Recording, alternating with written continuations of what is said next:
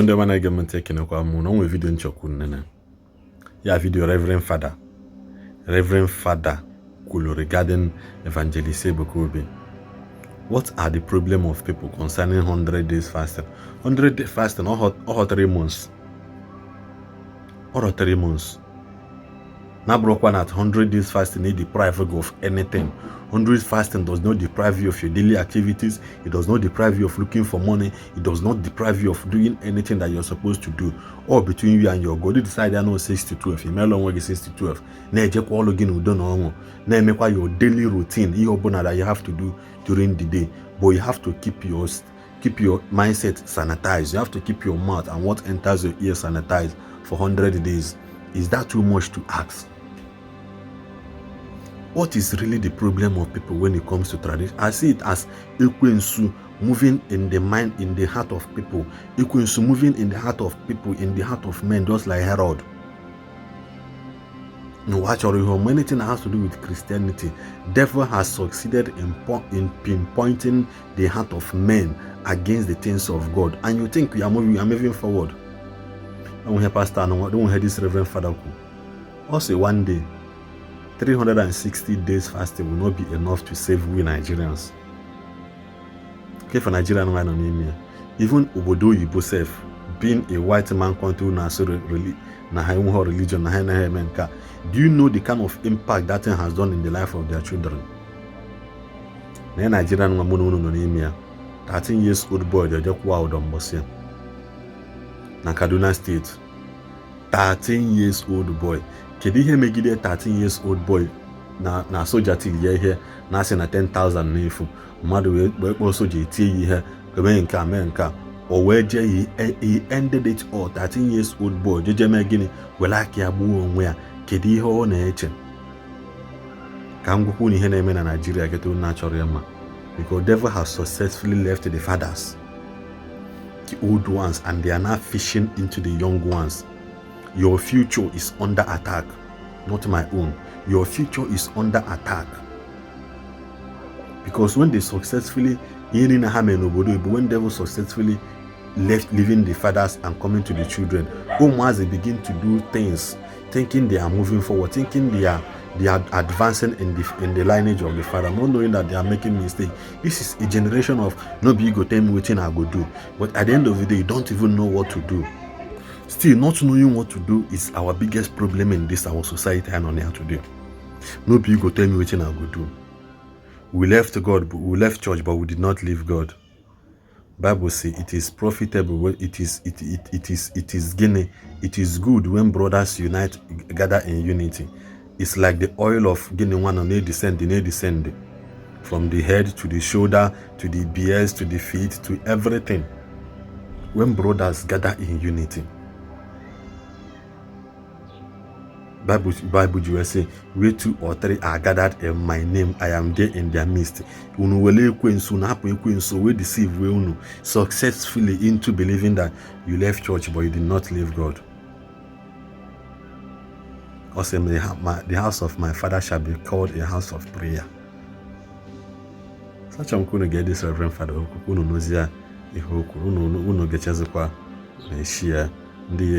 Share, drop our comment again. Na comment section. The men of God obia has said Abarambo give you join 100 days prayer and fasting. He can cook 100 days prayer and fasting. Time shall come in this country, Nigeria.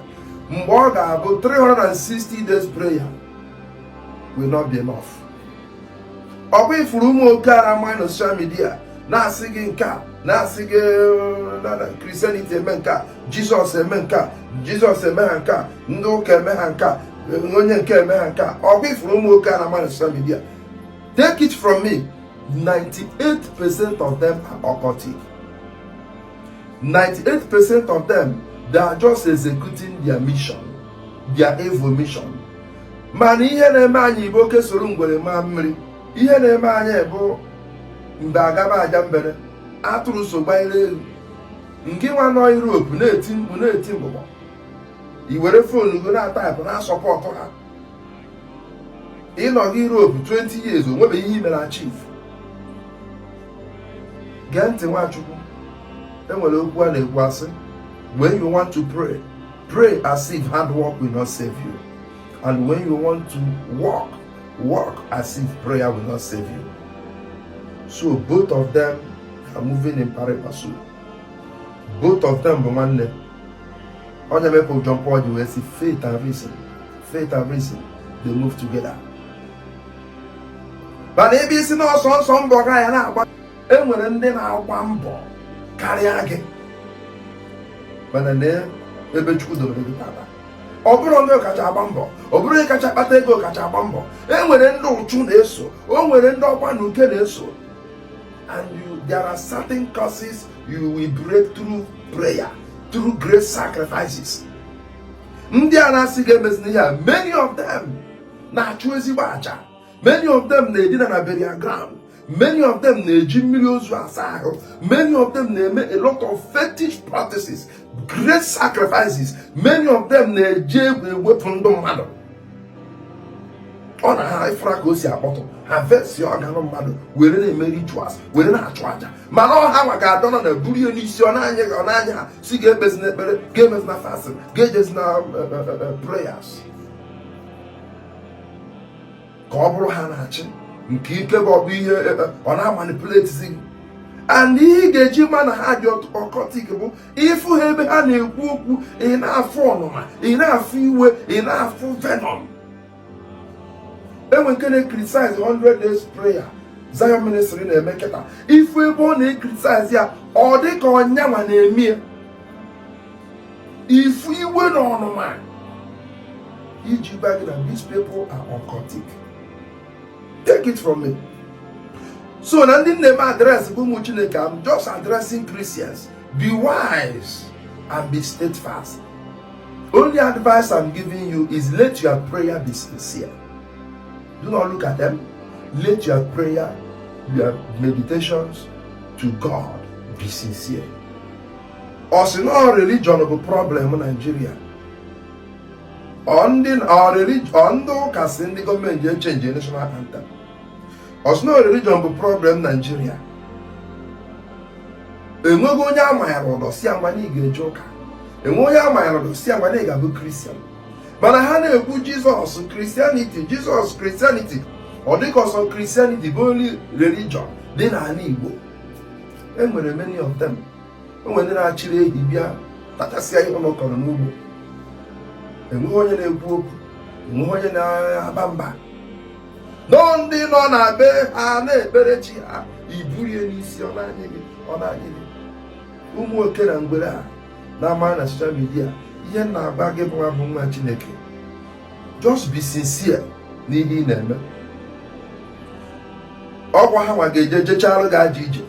O jechalụ gị aja ije, ọ sị gị na ike adịghọ na ekpere, na ike adịghọ na nka, na ike adịghọ na nka, no hard work, ọrụ ike, hard work. Peter mụrụ anya day and night. He achieved nothing till he encountered Jesus. Jabez bụ mgbe o nwetara onwe ya, bụ mgbe o kpere ekpere ka o nwetara onwe ya. And certain causes, enwe causes dị n'agbụrụ, enweghị ka a ga-esi break n'agbụrụ through prayer and powerful sacrifices. Ana m agwa gị time shall come in Nigeria, ịda na ịdị ọkụ ọ na-edi oyi, no mediocrity. Onye ọbụla nọ n'etiti mmiri n'oye, ịda na ịdị ọkụ ọ na-edi oyi, because everything are being controlled from the spiritual world, especially in Nigeria.